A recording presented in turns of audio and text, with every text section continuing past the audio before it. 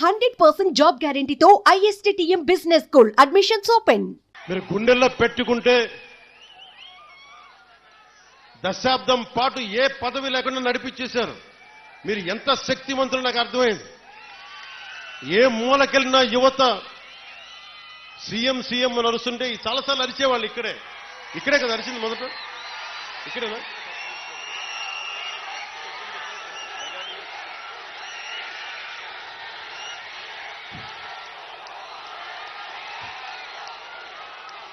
అంతకుముందు అరిచారు కానీ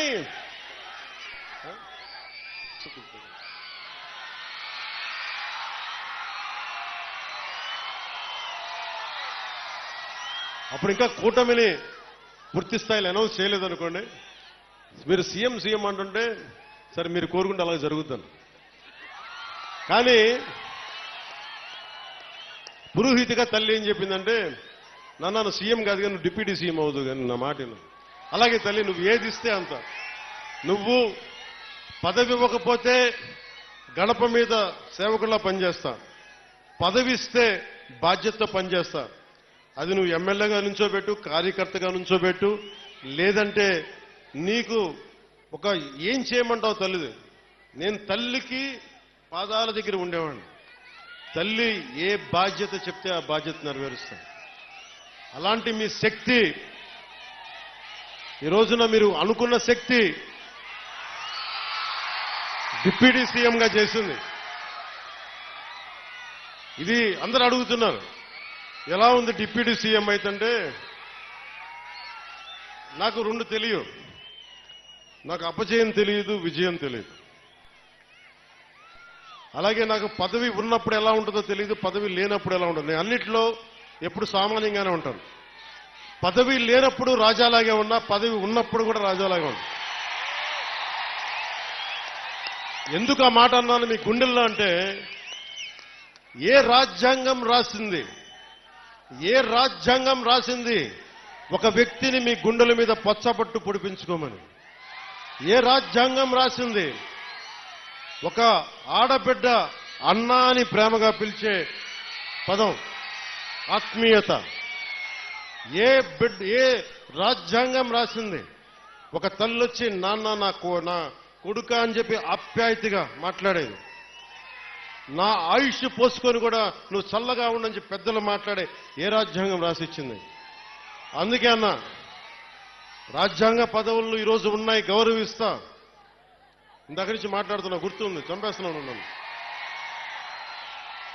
పిలిపిస్తాను, మీ అందరిని పిలిపిస్తాను. ఏ రాజ్యాంగ పదవుల్ని ఇచ్చిన పదవుల్ని గౌరవిస్తాను. కానీ మీ గుండెల్లో ఇచ్చిన ఈ స్థానం, నన్ను మీ గుండెల్లో పెట్టుకున్న ఈ స్థానం కడ వరకు, ఆఖరి శ్వాస వరకు, తల్లి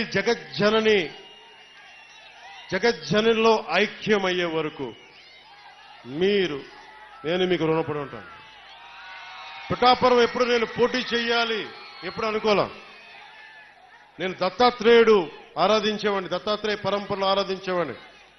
2001లో 1995లోనూ అనుకుంటా శ్రీపాద శ్రీవల్లభుడు చరిత్ర చూశాను, చదివి ఒకటే కోరుకున్నా, ఎప్పుడన్నా పిఠాపురం వెళ్ళాలి, శ్రీపాద శ్రీవల్లభుడిని దర్శించుకోవాలని అనుకునేవాడిని. కానీ నాకు ఎన్ని సంవత్సరాలు ప్రయత్నం చేసినా నాకు కుదిరేది కాదు. పిఠాపురంకి 2014లో వచ్చాను, 2019లో వచ్చాను. ఎమ్మెల్యేగా పోటీ చేస్తే తప్ప శ్రీపాద శ్రీవల్లభుడు దాని దగ్గరికి తీసుకురాలి.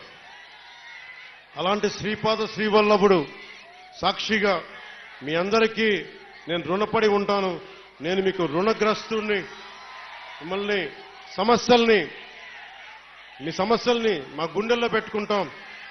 మేము ఒక్కరం కాదు, ఇక్కడ పెద్దలు వర్మ గారు ఉన్నారు, యువ నాయకులు కృష్ణరాజు గారు ఉన్నారు, జనసేనకి ముందుండి నడిపిస్తున్న జనసేన నాయకులందరూ పేరు పేరున ఉన్నారు.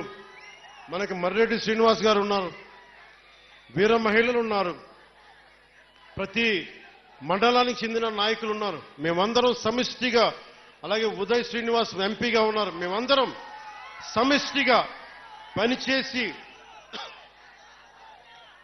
ఈ 5 సంవత్సరాలు అయిపోయే లోపు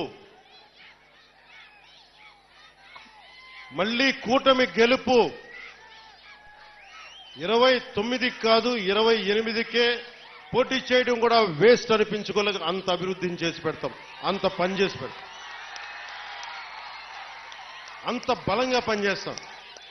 నాకు కొన్ని సమస్యలు ఉంటే, కొన్ని చేయలేని పరిస్థితులు మీ దగ్గరికి వచ్చి జవాబుదారీతనంతో ఉన్న వ్యక్తిగా నేను మీకు చెప్తాను. ఈ పని అనుకున్నాం, ఈ పని ఇట్లా అవుతుంది, ఎప్పటికప్పుడు దాని ప్రోగ్రెస్ మీకు తెలియజేస్తా అని తెలియజేసుకుంటూ, నాకు విద్య, వైద్యం, ఉపాధి, సాగునీరు, తాగునీరు ఈ సమస్యలన్నింటికీ చాలా క్రమబద్ధమైన విధానాలతో ఒక ప్రణాళిక రూపొందించాం. సుమన్ టీవీలో మీ పర్సనల్ అండ్ బిజినెస్ ప్రమోషన్స్ కోసం కింది నెంబర్కి కాంటాక్ట్ చేయండి.